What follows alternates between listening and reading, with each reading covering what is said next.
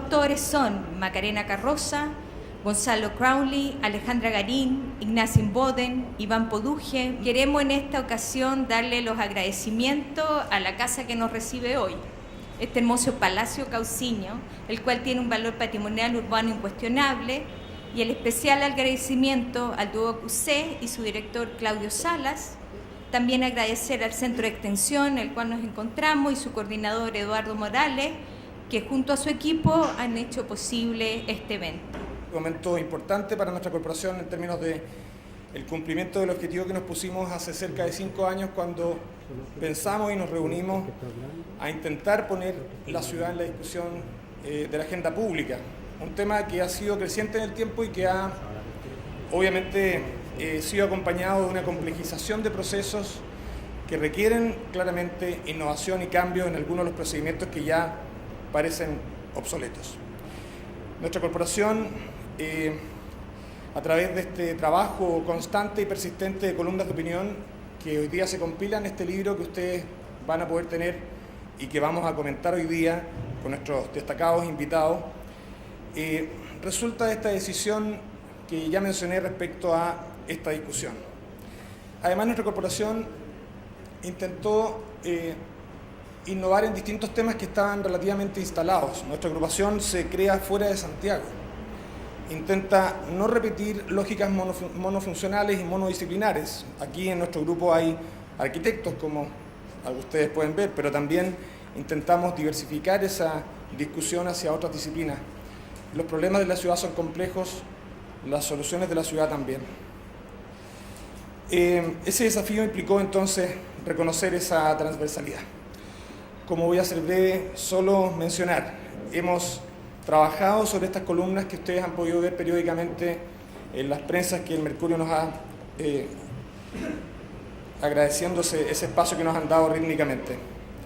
Y también, de algún modo, podemos hablar de que estamos compilando y republicando información de mejor modo, bien compilada y bien separada. Republicar nos recuerda a la República. De algún modo, la pregunta del cómo somos parte de esta construcción de ciudad y cómo conectamos la polis con la política, que era la discusión que originalmente nos dio el nombre, además recordando a Juan Parroquia, el Premio Nacional de Urbanismo de hace ya unas décadas, que fue quien inspiró este nombre que hoy día celebramos. Les agradecemos a todos ustedes el poder estar con nosotros hoy día, el poder seguir generando estos espacios de discusión.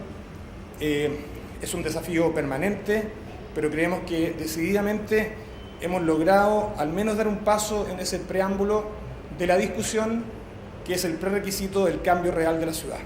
Valparaíso ha sido ese lugar que hemos elegido para trabajar.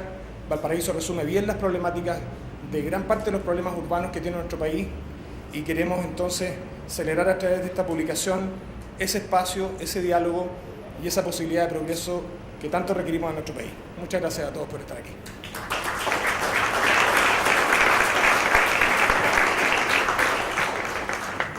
Primero que todo, es necesario agradecer a cada uno de los integrantes de Metropolítica por la confianza que han depositado en el Mercurio Valparaíso y por esta relación de varios años, cerca de 4 creo ya, en donde a través de las columnas publicadas en las páginas de este decano del periodismo se han sentado las bases de discusión sobre ciudad, región e incluso del país que queremos y en el que queremos vivir.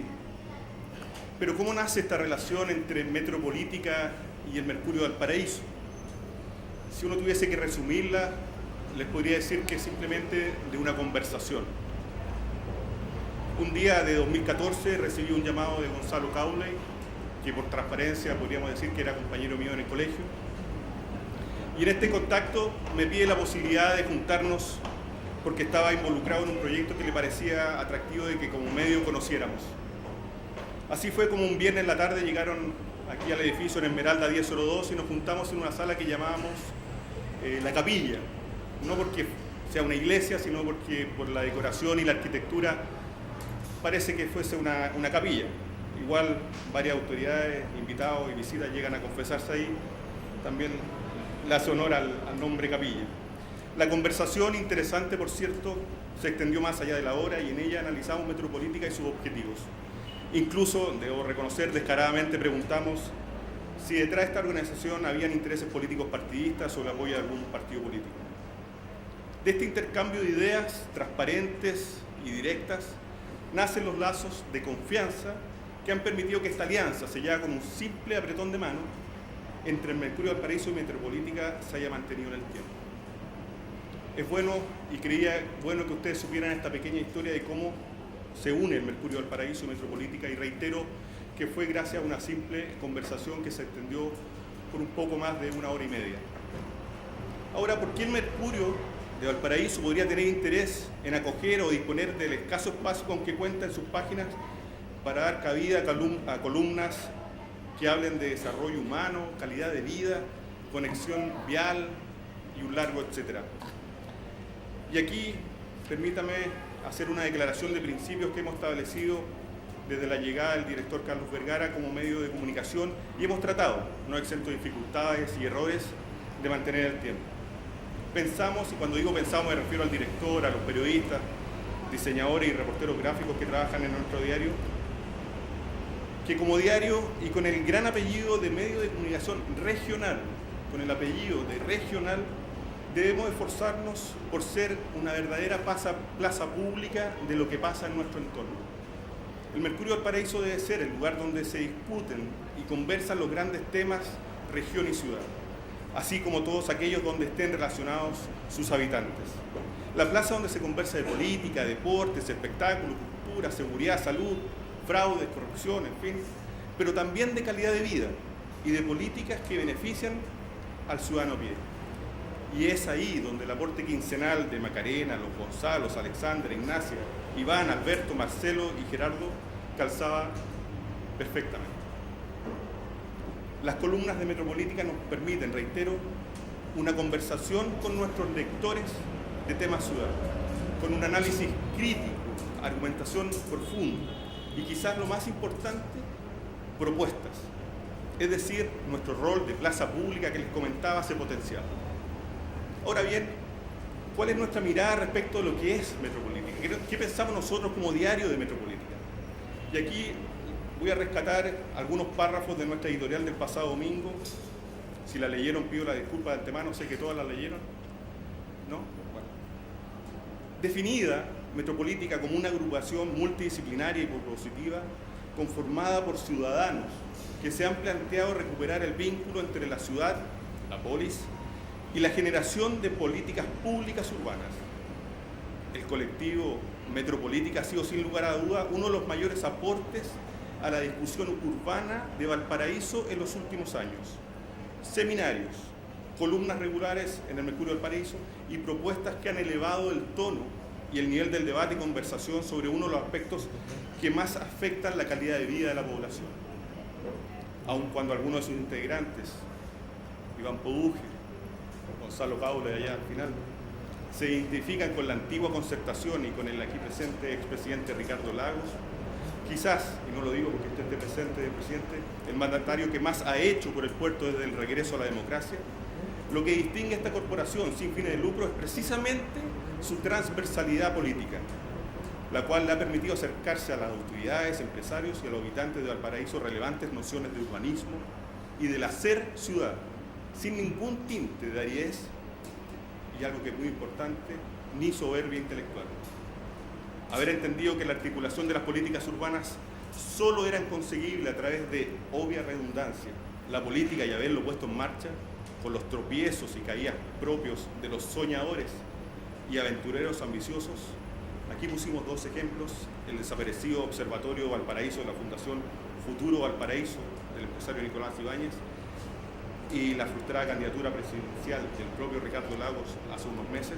Esta vez el gran mérito de este grupo de profesionales que desinteresadamente han puesto su talento y esfuerzo a disposición de nuestra ciudad, nuestro país y lo que más se agradece, las futuras generaciones. Esa nueva relación entre el territorio y el habitar las personas, como bien describen, debiera ser su mayor y más aplaudido legado. Al menos su nombre, coincidentemente atado a una columna de 1990, La Metropolítica y nosotros, del Premio Nacional de Urbanismo Juan Parroquia, el padre del Metro de Santiago, ya sinónimo de un gratificante y fresco sello de calidad. Quisiera del libro comentar dos columnas que me parecen interesantes por los conceptos que ahí se deslizan, si me lo permiten. La primera es de septiembre del 2015, del cual rescato el siguiente párrafo. Permiso, voy a...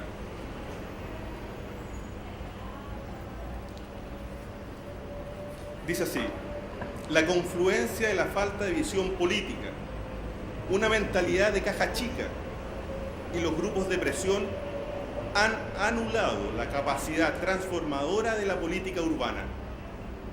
El resultado es una inercia que mantiene el statu quo. A esta nueva forma de hacer política pública, que glorifica el hacer exactamente nada, le hemos denominado nadismo.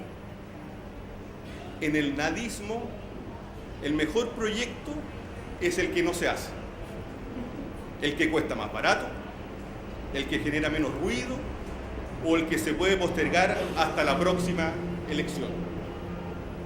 Yo no escribí esta columna, pero le hubiese agregado: el nadismo es el alimento también de los políticos populistas en campaña. Nadismo. ¿Cuánto tiempo se viene anunciando la extensión del Merval a Quillota, a La Calera? Nadismo. ¿Cuántas veces han visto en los titulares de los diarios, hago el mea culpa, incluido el Mercurio del Paraíso, proponen construir tren rápido Valparaíso-Santiago? Nadismo. ¿Cuánto tiempo se ha venido proponiendo la reparación de la Avenida España?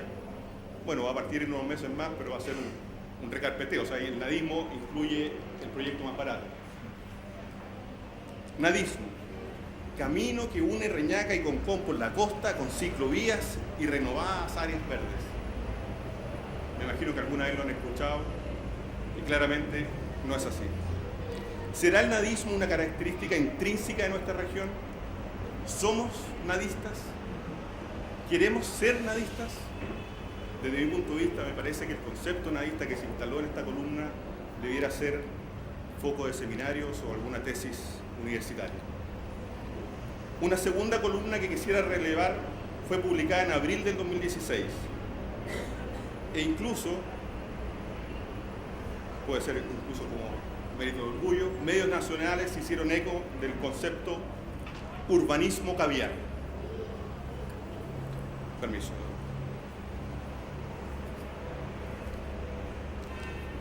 El caviar, dice, está lleno de contradicciones. Pese a ser progresista, es poco propenso al gasto público y suele rechazar inversiones como metros o tranvías que ve como destructores e invasivos derroches. Además, aborrece al Estado y a sus instituciones, que acusa de corruptas desde un pedestal de gran altura moral, donde grita a nombre de una ciudadanía, entre comillas, formada por sus amigos, exigiendo cambios radicales sin precisar cómo se implementarán. Creo, y ya para terminar, me extendí un poquito más de lo que me hayan pedido, sinceramente y lamentablemente, que estos dos conceptos, el nadismo y el urbanismo caviar, son parte de los principales problemas que enfrenta la región. Y obviamente el Gran Valparaíso. Y coincido con una de las propuestas del libro en que la solución pasa por una cosa tan sencilla y tan simple como tener autoridades empoderadas y que estén dispuestas a tomar decisiones que en algunos casos, solo en algunos casos, son políticamente incorrectas, pero que van en directo beneficio de la ciudadanía y la urbe. También creo que en nuestra región falta un concepto que mencioné al comienzo: conversación. Urge que autoridades y ciudadanía conversen. Falta que movimientos sociales, autoridades y ciudadanía conversen. Falta que se produzca esa conversación sincera y transparente entre quienes conformamos esta sociedad. Este libro, Gran Valparaíso, debates, ideas y propuestas de ciudad, desde mi punto de vista, conversa. Cumple con ese rol y está llamado sin exagerar, a convertirse en el comienzo de una conversación necesaria en Valparaíso. Aquí, en este libro, hay análisis y propuestas. Análisis y propuestas. Aquí hay pensamiento crítico que debe la autoridad considerar. No hay ofertones de campaña. Estamos a una semana de la elección. Aquí no hay ofertones de campaña. Hay trabajo e intenciones de una mejor ciudad. Muchas gracias.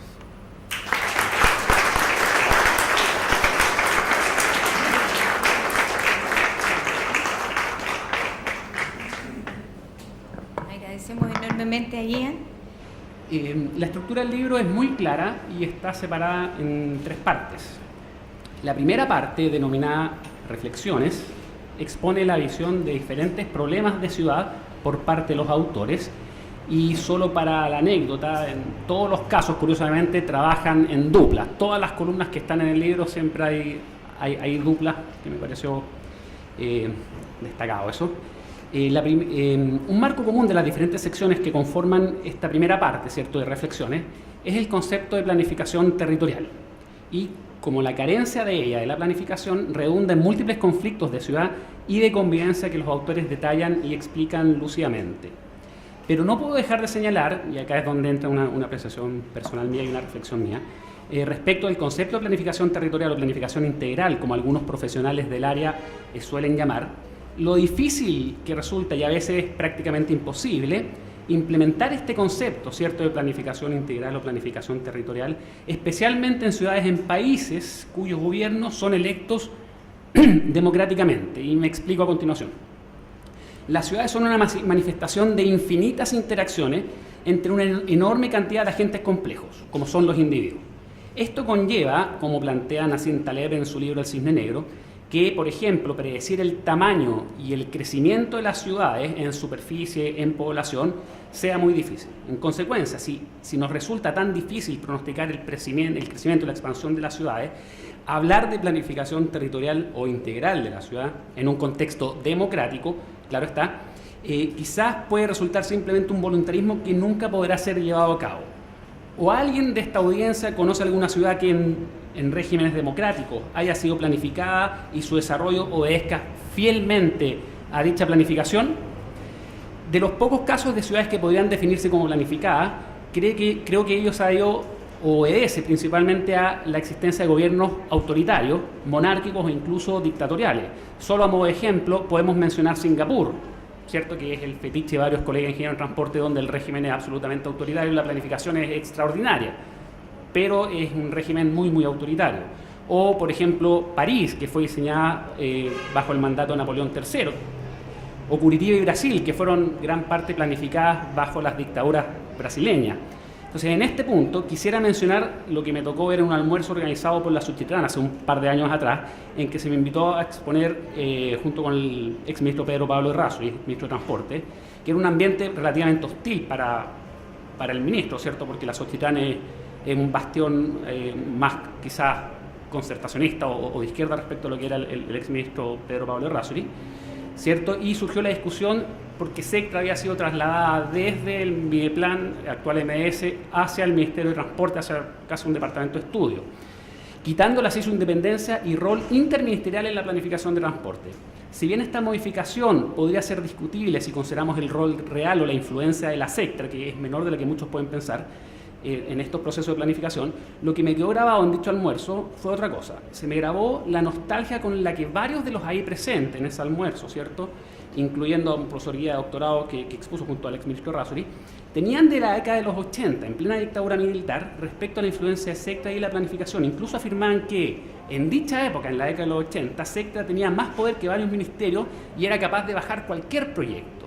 Entonces eso me parecía que era como paradójico, o sea, gente que era más del mundo conservacionista izquierda, echando de menos con nostalgia la capacidad de planificación que existía en Sectra durante el gobierno militar. Y eso lo hago en relación con el problema de planificación en las grandes ciudades, en sistemas democráticos, que es tremendamente difícil. Ese es mi punto. Cabe hacer notar que casi la totalidad de los ahí presentes, a excepción del ministro Errázuriz y yo, por supuesto, están más cercanos al mundo conservacionista, como ya mencioné. Pese a ello, eran fieles seguidores del modelo de evaluación social de proyectos de Ernesto Fontaine, miembro ilustre de los Chicago Boys, que sigue siendo hoy en día el principal paradigma de los procesos de evaluación y de planificación en materia de transporte en Chile. Toda esta reflexión la resumo en una sola frase: la democracia consiste en distribuir poder. Y eso necesariamente apunta en sentido opuesto, en mi opinión, respecto del proceso de planificación central o territorial integrada por el que muchos abogan. Veo que hay intereses contrapuestos ahí. Y basta solo imaginar el siguiente cambio tecnológico que estamos viendo. Vehículos eléctricos, aplicaciones tipo Uber, driverless, vehículos sin conductor, ¿cierto? Si este cambio tecnológico se consolida, como yo creo que va a ocurrir, cambiará completamente el paradigma de las ciudades. De la misma forma en que la invención del ascensor cambió radicalmente la fisonomía de las ciudades, empezó la construcción en altura. Antes del ascensor las ciudades se expandían, ¿cierto? Inventaron el ascensor y empezó la construcción en altura. Y eso cambió completamente el desarrollo de las ciudades. Y fue una invención que apareció de un instante a otro. Empezó a densificarse. De la misma forma, cuando inventaron el automóvil, cambió la expansión de las ciudades. O sea, innovaciones tecnológicas que son muy difíciles de prever cambian radicalmente varios paradigmas de comportamiento. Y eso es lo que yo considero como argumento fundamental para ser un poco escéptico de aquellos procesos de planificación de las ciudades de mediano o largo plazo. O sea, pretender planificar ciudades a 30 años, a 40 o 50 años, yo creo que es tremendamente difícil. Respecto a este último caso de autos eléctricos, tipo driverless, con aplicaciones tipo Uber, cosas de ese tipo, el paradigma de movilidad va a cambiar. No necesitamos el vehículo como fin, sino como medio.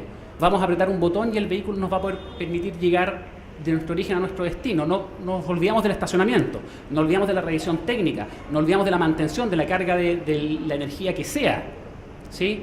Nos olvidamos de las leyes del tránsito, nos olvidamos incluso de aprender a manejar. Y más aún, puede ser que a futuro se nos prohíba conducir un auto porque podemos ser peligrosos para el resto de la sociedad.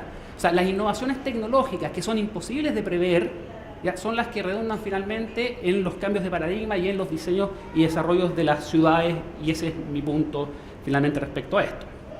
Pero esto no significa que no se pueda hacer nada, por supuesto, muy por el contrario. Es una invitación a reflexionar de manera más abierta respecto a los desafíos que muy claramente se mencionan en la parte introductoria del libro, escrita por Iván Poduje. En ella se enfatiza el hecho de que las clases medias de nuestras ciudades están accediendo a viviendas y automóviles que demandan mayor espacio, que estresan la infraestructura y que se traducen en múltiples problemas de congestión, cobertura de servicios básicos, segregación, etc. Acá es donde la evidencia empírica, junto con una buena capacidad de diagnóstico, permiten proyectar soluciones futuras que para estos desafíos se necesitan, pero teniendo en consideración las complejas interacciones al interior de las ciudades. Es en esta parte introductoria del libro donde también se presenta un diagnóstico que, en mi opinión, me parece brillante y demoledor: la falta de legitimidad política como catalizador del deterioro urbano. Este diagnóstico lo interpreto como la incapacidad de la clase política, o parte importante de ella, de tomar decisiones, lo que mencionaba Ian hace un rato, el nadismo. A veces impopulares, por cierto, tales decisiones, pero que son fundamentales para mejorar la calidad de vida de la mayoría de los habitantes de las conurbaciones, aunque ello signifique la oposición de reducidos pero vociferantes grupos de interés. Es esta opinión, mi forma de ver, ¿cierto?, la semilla del nadismo que muy bien explicó Ian, ¿sí?, concepto que es acuñado con extraordinaria precisión en una de las columnas del libro. Continuando con mi descripción, en esta primera parte, denominada Reflexiones, ¿cierto?, se presentan además antecedentes y conflictos que, en su gran mayoría, son aplicables casi a todas las ciudades de Chile, y de tamaño medio, ¿cierto?, o las grandes ciudades. Conceptos como densificación, segregación, mala calidad del transporte público, pérdida del patrimonio, deterioro del espacio público, comunes en la mayoría de las ciudades, no solo chilenas, sino latinoamericanas, son muy bien abordados en la sección escrita por Marcelo Ruiz y Gonzalo Couli, que advierten lo que viene para el Gran Valparaíso durante la próxima década. El problema de planificación de la movilidad urbana es introducido también en la sección escrita por Gerardo Ureta y Gonzalo Undurraga, de manera muy asertiva al afirmar que moverse es la experiencia urbana más significativa. La movilidad, afirman Gonzalo Undurraga y Gerardo Ureta, la movilidad es un problema humano más que técnico y económico. O sea, la componente humana en las decisiones de movilidad de las que toman las personas a diario tiene una componente mucho más sofisticada de la que se pretende abordar muchas veces con enfoques técnicos o economicistas. Quizás esta frase refuerza mi punto anterior respecto a la dificultad que los procesos de planificación urbana e integral terminan siendo exitosos a mediano y largo plazo en las grandes metrópolis. En esta parte, los autores también elevan la importancia que tiene actualizar aspectos asociados a las metodologías de evaluación social de proyectos, muy ochenteras, por decirlo en simple, y recordando, ¿cierto?, el trabajo importante, pero quizás no tan actualizado, de Ernesto Fontaine. Y el desafío de la logística urbana, fundamental para el aprovisionamiento de bienes básicos al interior de las ciudades. Posteriormente, Marcelo Ruiz y Alberto Teixedo exponen 5 síntomas de un mal metropolitano, en el que destacan los problemas para la vivienda social como consecuencia de la escasez de suelo y conformación de guetos, la expulsión de la clase media de los centros urbanos producto del aumento de precios, aunque esto no se observó necesariamente en Santiago, en el centro de Santiago, probablemente por la política de repoblación que se implementó mediante el subsidio habitacional de 200 UF, algunos pueden recordar, pero sí se replica en varios otros lugares. También se menciona en esta sección, ¿cierto?, escrita por Marcelo Ruiz y Alberto Teixedo, la aparición de bolsones de deterioro en el Gran Valparaíso, representados por espacios públicos con buena accesibilidad, pero deteriorados y muy mal mantenidos. Otro punto que aborda el libro, tanto en la sección de Marcelo Ruiz y Alberto Teixedo, como en la descripción efectuada por Alexandra Garín y Marcelo Ruiz, hace referencia a los corredores ambientales, como por ejemplo cuencas hidrográficas y esteros, lo que, a diferencia de otras ciudades, presenta una situación especialmente frágil en el Gran Valparaíso. Como les mencioné, el diagnóstico es muy común y transversal a varias. El 80% quizás de las reflexiones de diagnóstico que se presentan en esta primera parte son aplicables a varias otras ciudades, pero este tema en particular que les acabo de mencionar yo creo que es especialmente crítico acá. Posteriormente, Macarena Carroza e Ignacio Boden levantan un tema que es transversal en la discusión de ciudad y que es consecuencia del antagonismo entre partes que tienen medidas de éxito diferentes, es lo que respecta al desarrollo de la ciudad. Esta sección, escrita por Macarena Carroza, ¿cierto?, y Ignacio Boden, la entiendo como una oportunidad de mejorar el proceso de diseño de los proyectos urbanos, en particular para aquellos de gran tamaño con importantes repercusiones no solo en lo estético, sino también en la movilidad y en la actividad económica de las ciudades. Y acá al frente tenemos quizás el caso más emblemático de la ciudad.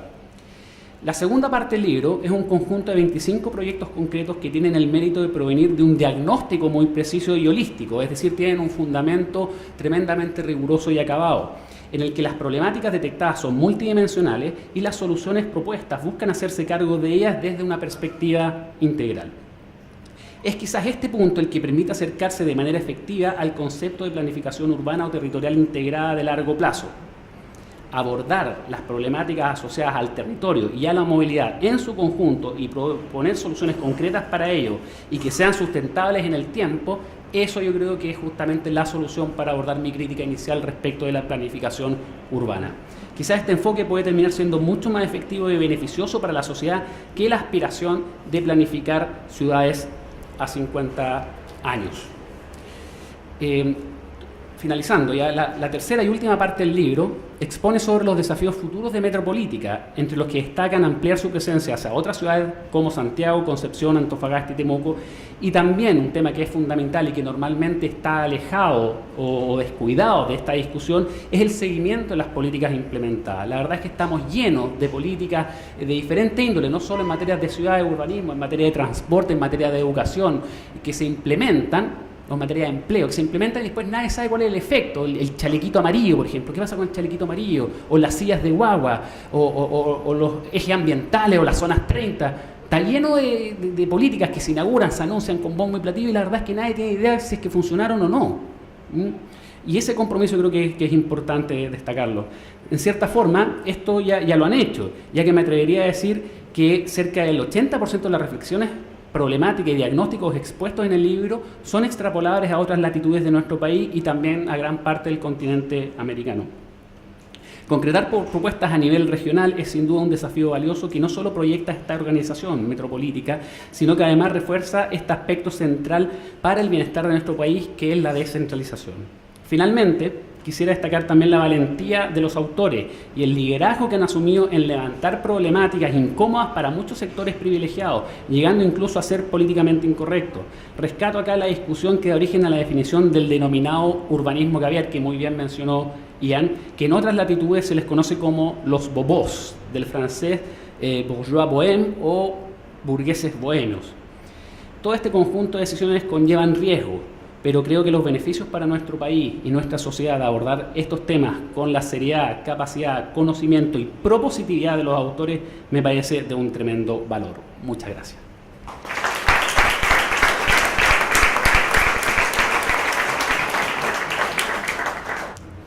Lo primero que quisiera decir es mi sorpresa. Mi sorpresa ante mi ignorancia, que me invitan a presentar un libro, y el libro es un conjunto de artículos, que es distinto a un libro, que se supone que es uno. La sorpresa no está en aquello.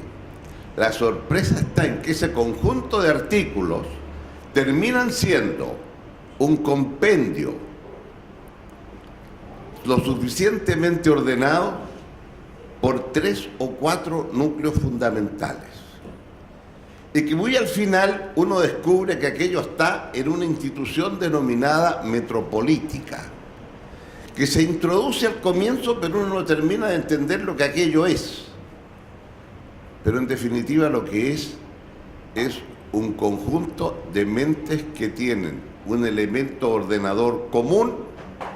Y yo diría que ese elemento ordenador común, bueno, un poco al final lo empiezan a clarificar.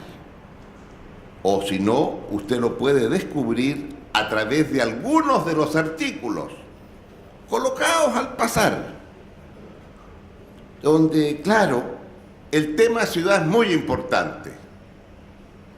Y las políticas públicas deben supeditarse a este tema nuevo, que cruza las políticas públicas. Y por favor, tráigame al director de presupuesto, al ministro de Educación, al de Salud, al de Obras Públicas, al del Metro, el que sea. Pero todos esos señores me lo juntan bajo la ciudad. Mire usted, ¿eh? Lo segundo es que a partir de eso entonces le comienzan diciendo de entrada un guascazo a la institucionalidad de este país.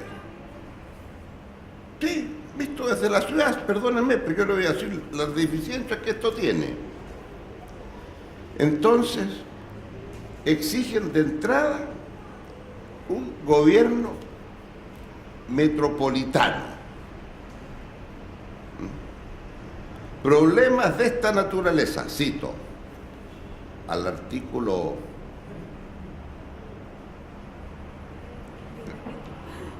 de Marcela Ruiz, no sabía que Marcelo, perdón, y Gonzalo Cao. Y entonces dicen, sueltos de cuerpo ahí, problemas de esta naturaleza evidencian la necesidad de un gobierno metropolitano, pero esto no ocurrirá en el corto plazo. Frente a este escenario, el gobierno regional debe poner en marcha un plan global para la conurbación y acelerar los proyectos, bla, bla, bla. Lo que se trata en el fondo, lo que están diciendo, es que Chile no tiene un sistema institucional para tratar la ciudad. Y claro, la forma de sacárselo entonces aquí es a partir de lo que ellos llaman el gobierno regional. Pero si usted lo piensa bien, el gobierno regional, el tema de la descentralización, hoy es el gobierno regional. Aplauso, que venga el gobierno regional. Pero el gobierno regional no le va a resolver los problemas de la conurbación de Santiago y sus 40 y tantas comunas que hay en 40 y tantos municipios. El gobierno regional de la 8ª región va a tener no sé cuántas comunas, de las cuales para los efectos del Gran Concepción no deben ser más de 8 o 10. Y el gobierno regional de Valparaíso va a tener temas mucho más trascendentes, o tan trascendentes como, no sé cuánto sería aquí, 7, 8, 10 comunas. Aquí me sopla el que más sabe, me dice 5. Pero efectivamente esto es así. Entonces creo que lo primero que hay es entender que se está colocando acá un tema del Gran Concepción, del Gran Valparaíso, del Gran Santiago, del Gran Temuco, del Gran Antofagasta, y podemos seguir un poquito más.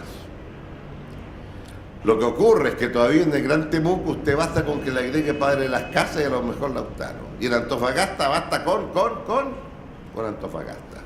Porque el tamaño equivale a la ciudad. En estos otros casos, el tamaño de la comuna es mucho menos que la macro ciudad. Y ahí entonces lo que usted demanda acá, en verdad, es un alcalde mayor con todos los poderes del caso. Ya podemos discutir el nombre. Vale decir, si usted piensa en la organización histórica de Chile, gobierno central, ¿y qué venía después? ¿Regiones? No, después teníamos al intendente y después teníamos el gobernador. Teníamos la provincia, 25, y después las 50 y tantas gobernaciones. Pero entre gobierno central, podía tener intendente, podía tener gobernador, pero el gobernador no era el cargo de... era más que eso. O sea, el urbanismo obliga a un fenómeno del siglo XX con todas sus letras. Y eso es un tema que se rescata claramente aquí. Y lo que acá se hace es pensar básicamente en la ciudad de Valparaíso. Pero si usted me apura un poco, yo le diría, no sean tan egoístas, traten de pensar un poquito en la macrorregión. Porque después, cuando concretan, cosa que lo encontré notable, lo concretan, ya cuando hablan de futuro, ahí lo aterrizan. Y son modestos en su planteamiento. 7 principios, 7 distritos. Entonces, cuando fui a ver los distritos, porque algunas ideas se me ocurrieron también, y dije, no, pues la idea que traía yo tan brillante no cabe, porque no está en los 7 distritos. Porque pensé, porque hablan del tema de las quebradas, de las, ¿cómo se llama? De los corredores ecológicos, y me pareció una idea, por lo menos para mí, novedosa. Y en un corredor ecológico, que es el del Predio del Olivar, dice, y ahí también se acerca a lo que es el jardín botánico. Y yo siempre he tenido una idea que el jardín botánico, que es una tremenda idea, y que a lo mejor ahí debiera estar el verdadero jardín botánico nacional. Ese jardín botánico está ahí a trasmano, ¿no? Se salvó porque le hicieron un túnel y no un puente, no un corte de tierra. Esa historia es para otra reunión. Pero en donde me parece muy importante pensar un poquito más allá, solo Valparaíso, y agregar un poquito alrededor, porque de esa manera usted tiene una mayor fuerza política a las demandas que hacer. Porque si usted me dice en Merval y estamos contentos porque llega Calera, a mí me gustaría también que se hubiera pensado y estar contentos que se necesita llegar con el metro subterráneo hasta Reñaca a lo menos, y luego un tranvía que salga ahí, no sé, de donde termina la 15 Norte y que parte a las poblaciones arriba. Y entonces, claro, estamos cambiando la mentalidad de que el metro es para determinados sectores de aquí, no los que van. Bueno, pero eso entra más fácil, o, claro, como no se dice, pero está implícito, que vamos a resolver el tema cuando haya un metro que llegue también a la Plaza Sotomayor en Valparaíso. Porque lo que se hizo es la famosa cuarta etapa, y la cuarta etapa es lo que era. Pero la cuarta etapa, claro, era un proyecto ambicioso para los 90. Hacer esto que estamos planteando es lo que hay que hacer ahora en este comienzo del siglo XXI. Ese es el segundo tema que diría entonces, el tema institucional. Y lo que aquí se demuestra es una capacidad de pensamiento que, ¿por qué me parece tan importante? Porque hay una forma de ir abordando cada uno de los temas en la forma como muy bien la acaba de describir don Luis. Luis Lagrange lo dice con mucha claridad, que es lo que hay. Hay una cierta concepción conjunta. Lo tercero que quisiera señalar es que aquí existen, claro, estos 7 principios, estos 7 distritos y los 25 proyectos de Valparaíso. Y eso me pareció de una gran lógica, de una forma muy clara de entender dónde se cierran los distintos círculos. O sea, aquí está, en esos 7 distritos y esos 7 principios y esos 25 proyectos concretos, el cómo abordamos entonces la discusión del puerto. Y cómo la discusión del puerto la insertamos en una mirada mucho mayor. Y podemos entonces decir cómo integramos el puerto, y podemos decir y cómo integramos el cuento de los cruceros, y podemos entonces decir desde el punto de vista país por qué el tema de los cruceros es tan importante. Sí, yo sé, van a dar más pega, van a hacer esto, lo otro, sí. Pero es que en el mundo del futuro los cruceros van a ser la forma en que la gente va a conocer el mundo. A medida que usted avance en la rapidez del avión, va a querer la tranquilidad del crucero para quedarse 2 días en una ciudad y seguir y no cambiarse de hotel todos los días. Y lo que me parecería grave es que Chile no tuviera nada que mostrar digno que recale un crucero.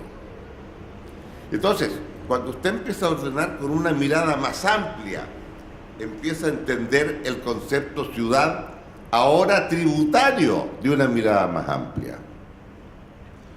¿Qué quiero decir con esto?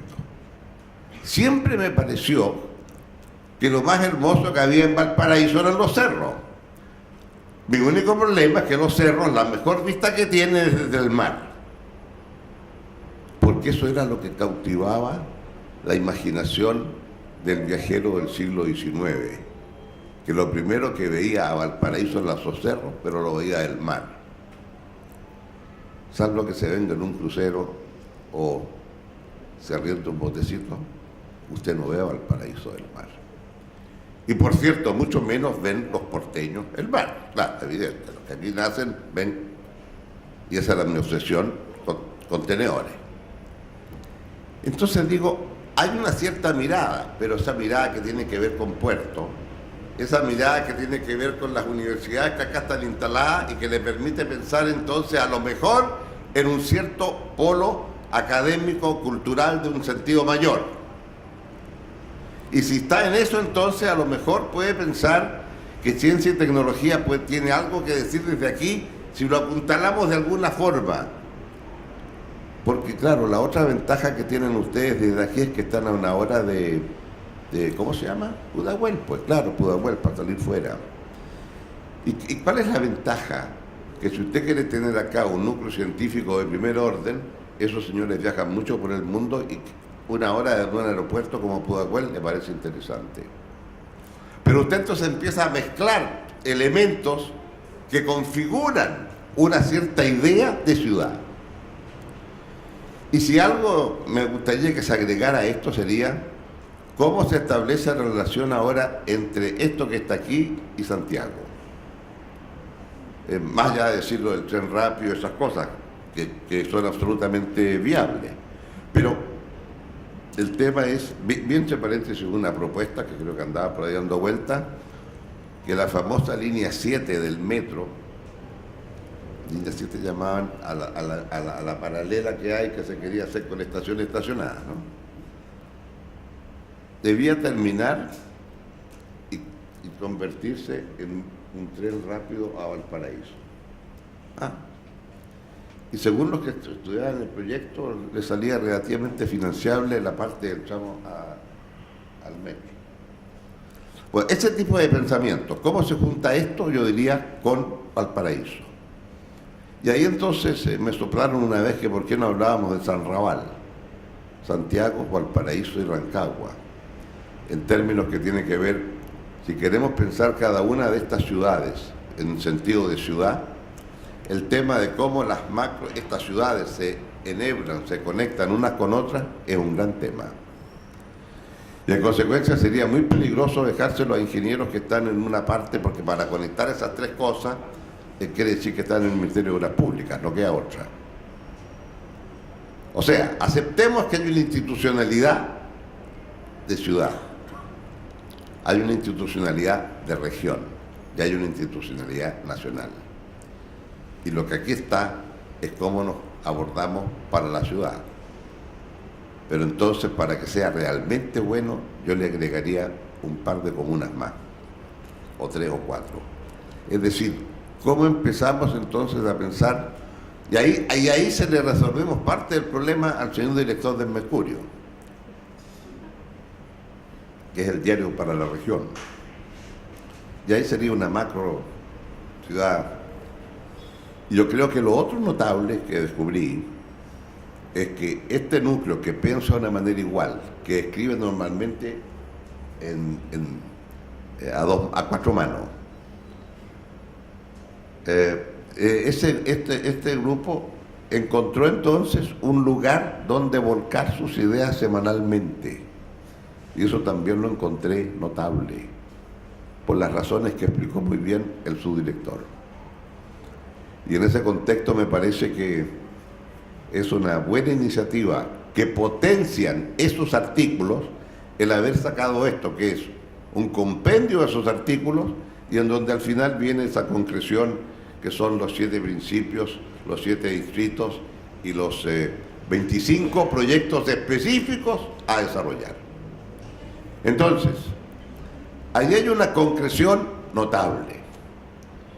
Y quiero entonces terminar diciendo que hay un par de artículos, uno en donde parten con la decisión de cuáles son los regalos que se pueden hacer a Valparaíso. Y son 2 los regalos que se le pueden hacer a Valparaíso para esta Navidad, porque es un articulito que se refiere a la Navidad. Y dice, aquí se me perdió el numerito, esto está grave, el de los 2 regalos, página 168.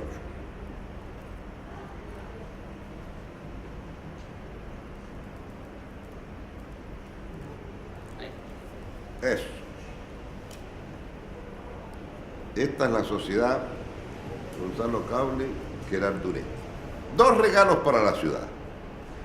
En primer lugar, hacen largas disquisiciones de la situación, ¿verdad?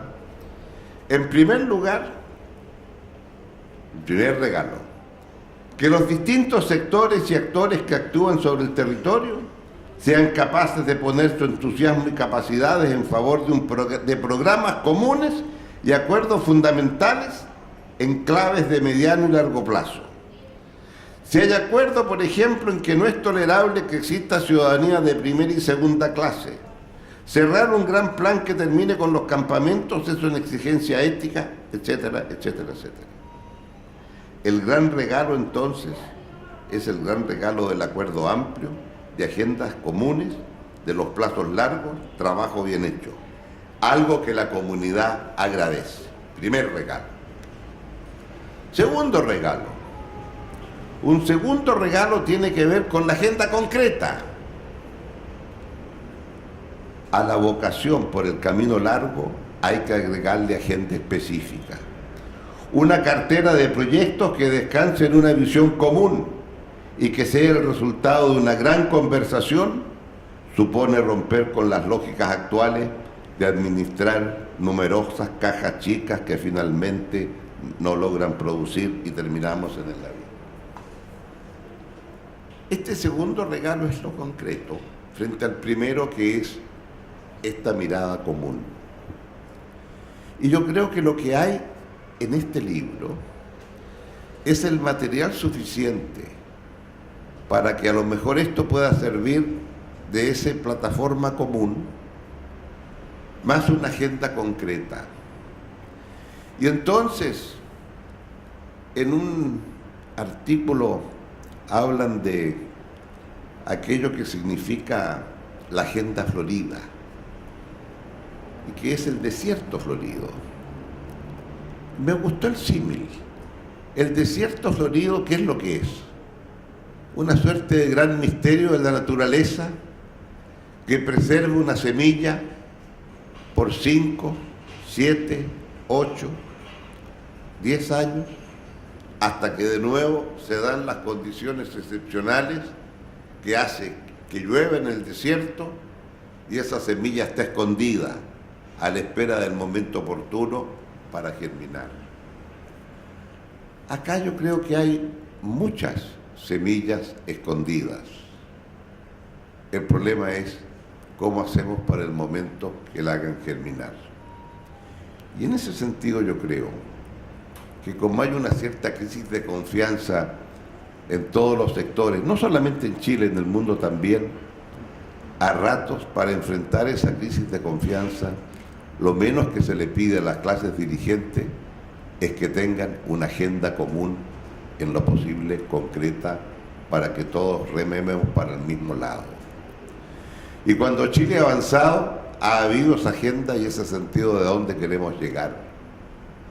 Si queremos desterrar el que solo se puede hacer lo que nos alcanza en la casa chica, entonces tenemos que tener una mirada que nos permita tener también una mirada de caja larga, que trasciende un periodo, y eso se logra con un fin preestablecido.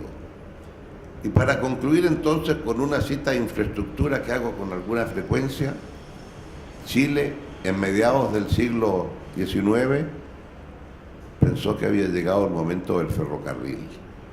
Es cierto, se comenzó el ferrocarril a Valparaíso, que tuvo algunos problemillas, pero al final llegó en el gobierno de Manuel Montt, y Manuel Montt también resolvió el ferrocarril al sur. Y cuando don Manuel se fue, el ferrocarril estaba en San Bernardo. Llegó la guerra con España del 62-63, del 66, llegó la guerra con Perú y Bolivia del 79, vino la guerra civil del 91 con Concón y Placilla acá a las puertas de Valparaíso, y el ferrocarril al sur, y terminó en Puerto Montt en 1915. O sea, este país fue capaz de concordar en una sola cosa, el ferrocarril al sur, y es la forma de unir a Chile. Y hubo de todo, ¿verdad? Gobiernos de todos los colores, hasta una guerra civil, con 10.000 muertos en 1 millón de personas. Equivale a 170.000 muertos en 17 millones. Para tener una magnitud, usted dice 10.000 muertos, suena poco. En 1 millón son muchos. Entonces digo, lo que aquí está es un conjunto de ideas que yo quiero ser optimista y que va a florecer el desierto.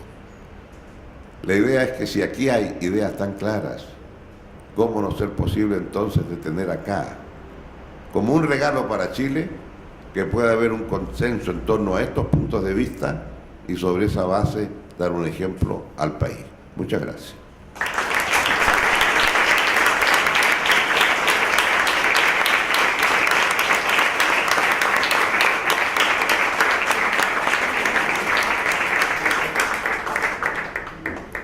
El tema es poner delante a la ciudad como temática, es poner la ciudad en la palestra pública.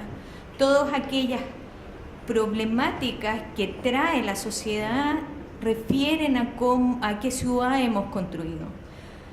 Esta imagen o esta idea de ciudad que hemos construido es multiescalar. O sea, partimos desde concepto de espacio público, concepto de ciudad, concepto de comuna, concepto de área metropolitana. Siempre es un tema dentro de metropolítica el colocar las distintas escalas que esta ciudad tiene. Y, ¿por qué no decirlo? Hay temas que se colocan que tienen que ver con temas regionales, que tienen que ver con temas macro-regionales. Y, por supuesto, siempre colocando delante la ciudad. Y me gustaría dejar con ustedes a Iván Poduje, arquitecto integrante de Metropolítica y director de Atisba Libro, que nos va a dar las últimas palabras para poder conversar. Bueno, quisiera agradecer a todos los asistentes, al DUOC, al Mercurio, presidente Lago, a Ian, a Luis, por haber venido, a todos los integrantes, por supuesto, y abrir el conversatorio. La verdad que lo que plantea el presidente tiene mucho sentido, pero quizás la gracia que tiene respecto a los discursos que uno siempre escucha y las reflexiones siempre que uno escucha es que eso se hizo. En esta región, hace tiempo, las maestranzas se transformaron en playas, los bordes costeros que eran arenales se canalizaron y hay parques sobre ellos. En el siglo XIX los cerros que parecían infranqueables se conectaron con ascensores que eran un símbolo de modernidad. O sea, fue una región donde hicieron muchas transformaciones. Y como decía Ian, y lo vimos con el presidente Lagos, quizás su gobierno fue el último donde ocurrieron esas transformaciones, donde decidió tener un anillo de circunvalación que conectara toda la parte alta de la ciudad, desde la Pólvora, el Troncal Sur, el Camino Internacional. El presidente le llama la mitad de Vespucio, porque la otra mitad está en el agua. Y eso permitía tener antepuertos, permitía conectar los sectores populares de clase media y abrir el borde costero y sacar los contenedores. El Merval, que fue transformar un tren en un metro, hundirlo en Viña, crear un parque arriba, el Cerro Cárcel, la declaratoria de Patrimonio de la Humanidad. Entonces, quizás la pregunta para el panel, o mi reflexión para el panel, es que ¿qué es lo que nosotros necesitamos para salir del nadismo y volver a retomar esa impronta de transformación que tuvo Valparaíso en el siglo XIX, que tuvo Valparaíso para celebrar el Bicentenario con la propuesta que puso el presidente Lagos en ese plan, y que desde entonces, por alguna razón que cuesta entender, eso se ha ido cayendo? Y esa es la pregunta que quisiera plantear, presidente, porque lo que busca el libro también es entender por qué está ocurriendo esto, y Luis de alguna manera también lo dice. No es hacer una gran planificación racionalista y centralizada a lo Brasilia para diseñarlo todo desde cero, porque nunca se ha hecho así. Pero acá se ganaron 70 manzanas al borde costero de Motexío, ha reportado. Se construyó un malecón, los proyectos que ya comenté. Entonces, la pregunta es, ¿qué es lo que tenemos que hacer o qué se requiere para volver a implementar esos proyectos transformadores que mejoren la calidad de vida de las personas y permitan que la región resuelva sus problemas? Eso quisiera plantearlo como una reflexión para nuestros dos invitados. Los representantes de la ciudadanía, los alcaldes, los presidentes, los senadores, tienen la obligación de tomar decisiones.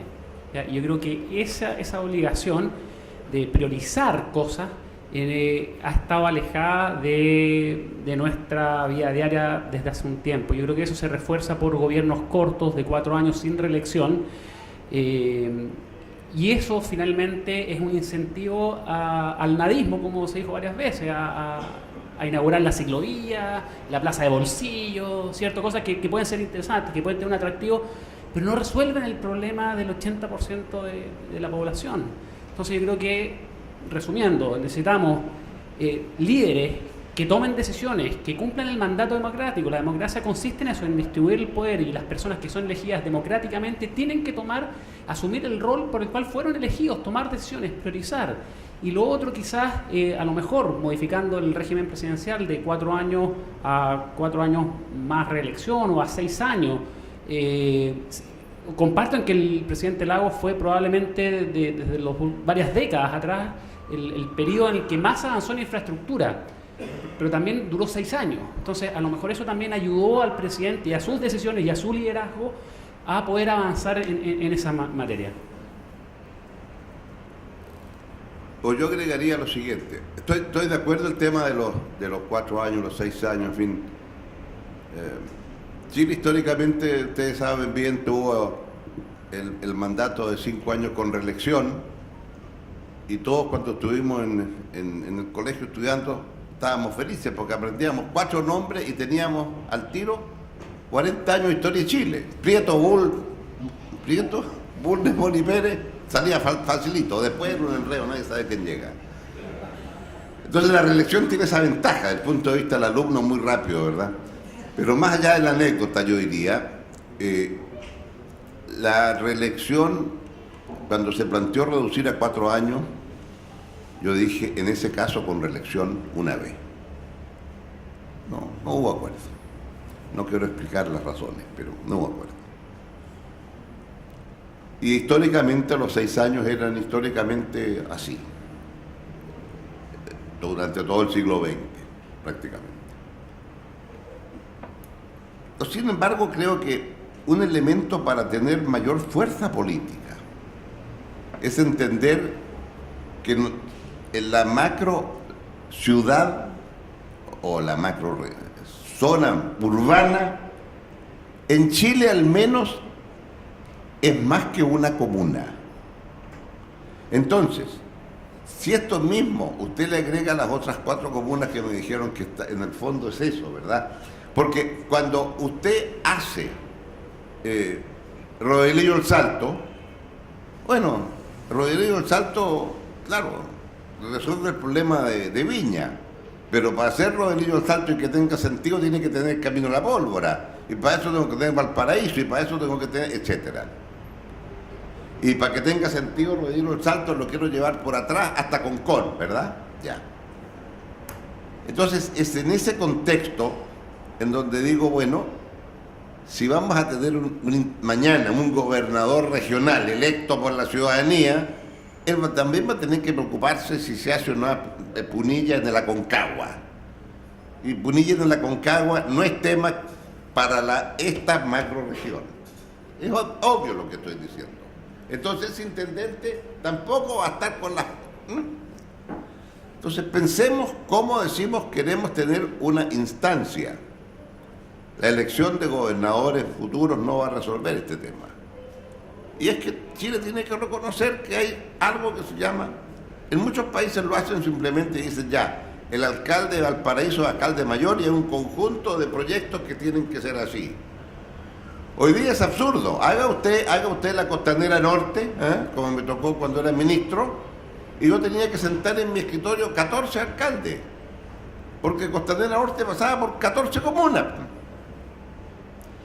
Entonces, es distinto. ¿Por qué ahora? Ahora la pregunta es, ¿y por qué un ministro de Obras Públicas se preocupa de hacer una autopista en una ciudad? No es tarea por ministro de Obras Públicas, que se supone que es todo el país. Entonces, estos son los temas que me parece tan importante poder abordar y darle un sentido político.